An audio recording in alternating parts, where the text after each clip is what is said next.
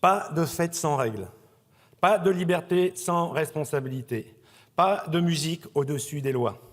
Nos campagnes ne sont pas des zones de non-droit. Il y a un an, dans le Lot, une rave-party illégale a rassemblé près de 100 000 fêtards sur des terres agricoles.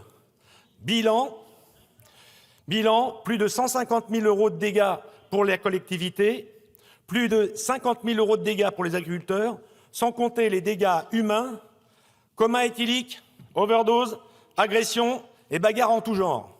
Bref, tolérer ce genre de débordement, c'est organiser le recul de la République.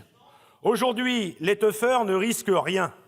L'organisateur de l'événement encourt seulement une amende de 1 500 €, c'est tout. À côté de cette réalité, un agriculteur qui cure son fossé ou taille une haie, c'est 150 000 € d'amende et 3 ans d'emprisonnement. D'un côté, la tolérance pour les fêtards et les drogués, de l'autre côté, la suspicion permanente pour les agriculteurs et les travailleurs. Phénomène n'a rien d'anecdotique. Chaque année, des centaines de rassemblements dans ce genre ont lieu dans nos campagnes françaises. Des événements organisés sans autorisation, sans sécurité, sans respect de la propriété privée, avec des milliers de fêtards. Les terrains deviennent des zones de non-droit. Pour les propriétaires des lieux, c'est la triple peine.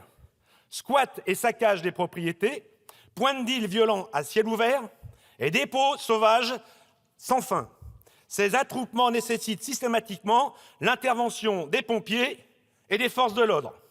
Ceux qui hurlent « la police tue » sont heureux de la trouver pour assurer leur sécurité face aux riverains désespérés. Ceux qui caillassent nos pompiers sont heureux de les trouver en ordre lorsque l'overdose arrive. Tout ça largement aux frais du contribuable. Messieurs les teufeurs, vous n'êtes pas des rebelles, vous êtes des profiteurs du système, vous vivez au crochet de ceux qui bossent. Le tout avec la complaisance, pour ne pas dire la complicité, des gauchistes de tous bords, socialos, écolos, cocos et anarchistes. Et que dire de l'environnement? Des tonnes de déchets et d'excréments laissés sur place, des sols tassés et des eaux polluées, une biodiversité massacrée. Voilà la triste réalité des rave-parties illégales. La liberté de faire la fête n'est pas la liberté de tout détruire. Soudainement, les écolos de salon ne disent rien sur cette pollution bien réelle. Pire, ils parlent d'une expression culturelle qu'il faut accompagner plus que sanctionner, qu'il ne faut surtout pas stigmatiser. Eh oui, 10 000 squatteurs transforment nos campagnes en latrines géantes et c'est une expression culturelle.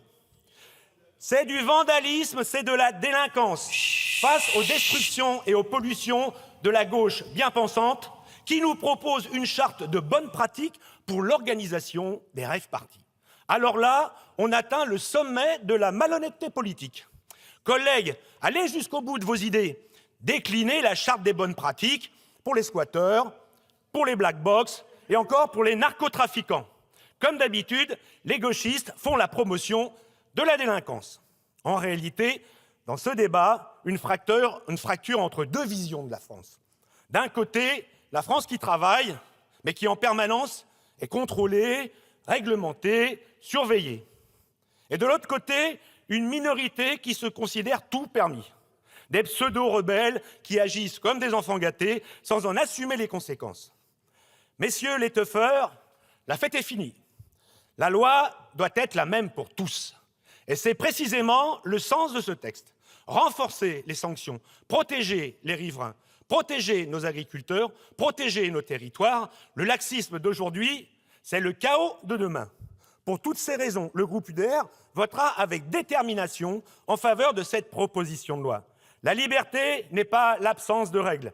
La liberté est le respect des règles qui nous tiennent debout. Alors oui, la jeunesse doit pouvoir faire la fête, de belles fêtes, mais jamais au prix du recul de la loi, jamais au prix de l'abandon de nos territoires, jamais au prix du reniement de la République et de la France.